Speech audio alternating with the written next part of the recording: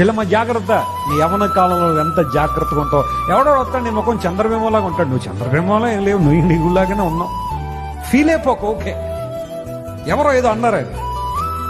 అలా ఎవరైనా అనగానే ఆధార్ కార్డు చూసుకో ఒకసారి, చాలా అద్భుతంగా ఉంటావు దానిలో. అస్మాను ఫేస్బుక్ లో నీ ప్రొఫైల్ పిక్చర్ అయినా చూసేది, అప్పుడప్పుడు ఆధార్ కార్డు కూడా చూసుకో.